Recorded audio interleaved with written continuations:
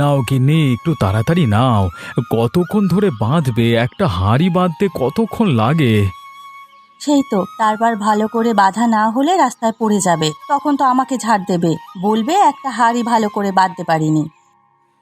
তোমাকে কি তারা এমনি এমনি দিচ্ছে নাকি? এখন কদিন এই কাতলা মাছের বিরিয়ানি বেশ ভালো চলছে, সকলে খুব পছন্দ করছে। তাই জন্যই তো বলছি তাড়াতাড়ি বেরুতে হবে বলে।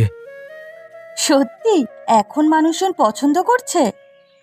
হ্যাঁ গো, আগে আমি ৪-৫টা গ্রামে ঘুরবার পর তবে এই এক হাঁড়ি বিরিয়ানি শেষ হতো, আর এখন ২টো গ্রাম ঘুরলেই সব শেষ হয়ে যায়। বাহ, এ তো ভারী খুশির খবর। বিধাতার কৃপায় সবকিছু ঠিকঠাক চললেই হলো। তা নরেশকে দেখতে পাচ্ছি না, সে কোথায় গেল? ও তো এখনো ঘুমোচ্ছে, রাতে অনেকক্ষণ পরে তো, তাই সকালে একটু বেশি দেরি করেই ওঠে, আমি আর ডাকি না। ভালোই করেছো। সত্যি আমার গর্ববোধ হয় আমার ভাইয়ের উপর। যেখানে ওর সমস্ত বন্ধুরা মজা করে বেড়ায়, সেখানে আমার ভাই পড়াশোনা করে নিজেকে প্রতিষ্ঠিত করার চেষ্টায় লেগে রয়েছে। হ্যাঁ হ্যাঁ, কার ভাই দেখতে হবে তো, দাদার মতোই তো হবে। এই তো, এই যেমন তুমি ছোট বয়সে সংসারের দায়িত্ব কাঁধে তুলে নিয়েছিলে এই কাতলা মাছের বিরিয়ানির ব্যবসা করে, সেই রকম ও চেষ্টা করছে অন্য কিছু করার। করুক করুক, ভালো একটা জায়গায় পৌঁছাক ছেলেটা। আমার বিশ্বাস ও কিছু একটা করবে। তাই জন্য তো ওকে আমি কোনোদিন চাপ দিইনি। আচ্ছা গিন্নি, আমি বের হলাম, আবার দেরি হয়ে যাবে না হলে। আরে নগেন, সাত সকালে কোথায় চললি রে? আমাকে সারা শব্দ দিয়ে যাচ্ছিস না যে?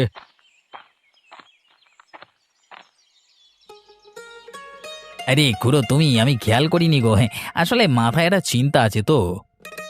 তোর আবার কিসের চিন্তা রে? আসলে আমাদের গ্রামে যে অফিসটা আছে না, ওখান থেকে পরীক্ষা নিয়েছিল চাকরি দেবে বলে। তা আজকে তার রেজাল্ট বেরোবে, তাই জন্যই অফিসে যাচ্ছি। কি হলো দেখি, চাকরিটা পেলাম না কি পেলাম না, এইসব চিন্তায় আছি আর কি। ও আচ্ছা, বুঝলাম।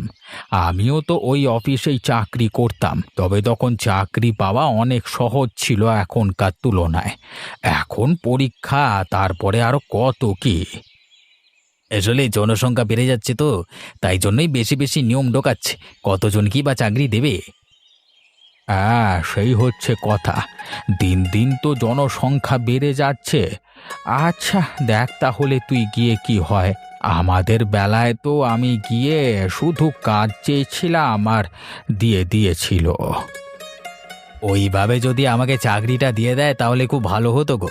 তুমি তখন সুযোগ বুঝে ঢুকে গিয়েছিলে, আর এখন অবসর হওয়ার পরও তোমার ব্যাংকে টাকা ঢুকছে।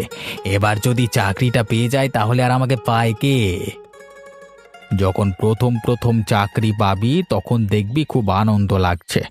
আমিও তো এইসব দিন কাটিয়ে এসেছি, আমি ব্যাপারটা বুঝি। আনন্দের আর সীমা থাকবে না।